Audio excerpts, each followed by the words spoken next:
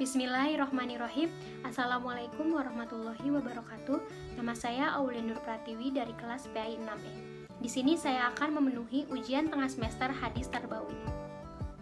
Poin yang pertama yaitu teks hadis dengan sanad, matan, dan mukhorijnya. Akhbarona Abul Mulirota hadasana Auza'iyun hadasani Harubnu Ri'abi an Abdillah bin Mas'ud annahu kana yaqulu Rasulullah sallallahu alaihi wasallam irdu'a liman au muta'alliman au mustami'an au muhibban wala taghdu fi ma baina dzalika fa inna ma baina dzalika jahilun wa innal malaikata tabsutu ajnihataha lirrajuli ghadaya bataghi ilma minar ridho bima yasna'u.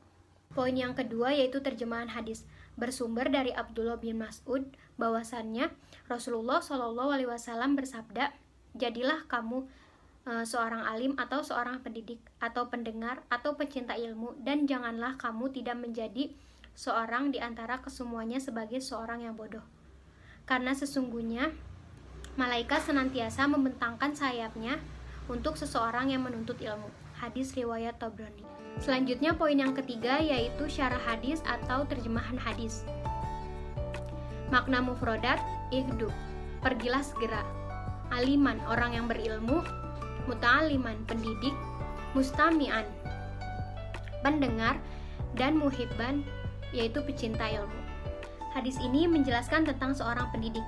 Pendidik atau guru merupakan seseorang yang bertanggung jawab terhadap perkembangan peserta didiknya dengan upaya mengembangkan segala potensi peserta didiknya, baik itu potensi afektif, kognitif, maupun psikomotorik. Pendidik juga berarti orang dewasa yang bertanggung jawab memberikan pertolongan kepada peserta didiknya dalam perkembangan jasmani dan rohaninya, agar mencapai tingkat kedewasaannya, yaitu peserta didik mampu berdiri sendiri dan memenuhi tingkat kedewasaannya, serta mampu mandiri dalam memenuhi tugasnya sebagai hamba Allah dan mampu melaksanakan tugasnya sebagai makhluk sosial dan makhluk individu yang mandiri.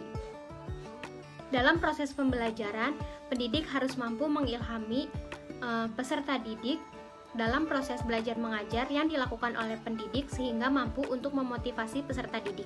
Secara khusus, bila dilihat tugas guru pendidikan agama, yaitu agama Islam, adalah di samping harus dapat memberikan pemahaman yang benar tentang ajaran agama, juga diharapkan dapat membangun jiwa dan karakter keberagaman yang dibangun melalui pengajaran agama tersebut.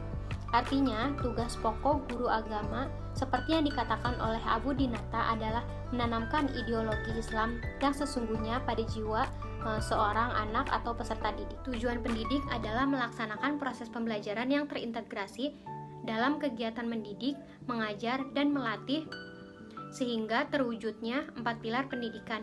Yang pertama yaitu belajar mengetahui, yang kedua belajar berbuat, yang ketiga belajar menjadi seseorang, dan yang keempat belajar hidup bermasyarakat. Keutamaan pendidik dalam ajaran agama Islam adalah bahwa guru sangat dihargai kedudukannya. Seperti halnya yang telah dijelaskan oleh Allah bahwa kedudukan seorang pendidik itu sangat mulia. Seperti dalam Quran surat Al-Mujadalah ayat 11 yang berbunyi A'udzubillahi minasyaitonirrajim Bismillahirrahmanirrahim Yarfa'illahu ladhina amanu minkum waladhina utul ilma darajat, yang artinya Allah meningkatkan derajat orang yang beriman dan orang yang berilmu beberapa derajat. Berdasarkan firman Allah tersebut bahwa begitu tingginya kedudukan bagi orang yang mempunyai ilmu. Contoh halnya seperti guru yang profesional yang telah memenuhi syarat yang telah ditentukan. Di dalam hadis tersebut juga dijelaskan, jadilah seorang pendidik atau pendengar atau pecinta ilmu. Artinya, jadilah kita seorang pendengar ilmu atau pencinta ilmu, yaitu orang yang menuntut ilmu serta mendengarkan orang yang menyampaikan ilmu. Karena menuntut ilmu itu adalah wajib bagi setiap muslim, seperti hadis Rasulullah Shallallahu Alaihi Wasallam yang berbunyi tolabul ilmi fardhatun ala kulli muslimin. Mencari ilmu itu wajib bagi setiap muslim laki-laki dan muslim perempuan. Contohnya, kita bisa datang ke majelis-majelis ilmu, mendengarkan ilmu-ilmu yang disampaikan. karena kita akan mendapatkan ilmu yang bermanfaat juga pahala. Selanjutnya, poin yang keempat yaitu nilai-nilai pendidikan yang dapat dipetik dari hadis yang sudah dijelaskan. Yang pertama yaitu jadilah penyampai ilmu atau seorang pendidik.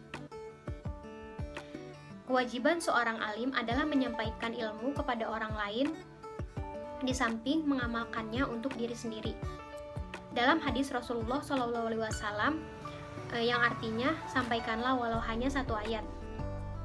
Jadi, sampaikanlah ilmu atau pengetahuan yang kita punya walau hanya sedikit, sesuai dengan kemampuan yang kita punya dan sesuai dengan ilmu yang kita ketahui.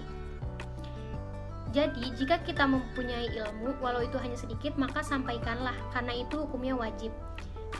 Dan menyembunyikannya itu hukumnya dosa. Nilai pendidikan yang kedua yang dapat dipetik adalah bila tidak bisa menjadi penyampai ilmu, jadilah pendengar ilmu yang baik. Maka jika ada seseorang yang menyampaikan ilmu atau guru kita sedang menyampaikan ilmu, maka hargailah dan dengarkanlah segala ilmu yang telah disampaikan. Karena setiap ilmu yang disampaikan itu bermanfaat untuk kita. Nilai pendidikan yang ketiga yaitu menuntut ilmulah. Karena menuntut ilmu itu hukumnya wajib seperti hadis yang telah disebutkan tadi. Walaupun seseorang yang menyampaikan ilmu belum tentu lebih mulia dari kita, karena sesungguhnya yang tahu kemuliaan seseorang itu hanya Allah Subhanahu wa Ta'ala. Mungkin cukup sekian penjelasan dari saya. Mohon dimaafkan jika terdapat kata-kata yang salah ucap. Terima kasih atas perhatiannya. Semoga apa yang saya sampaikan bisa bermanfaat untuk kita semua. Wassalamualaikum warahmatullahi wabarakatuh.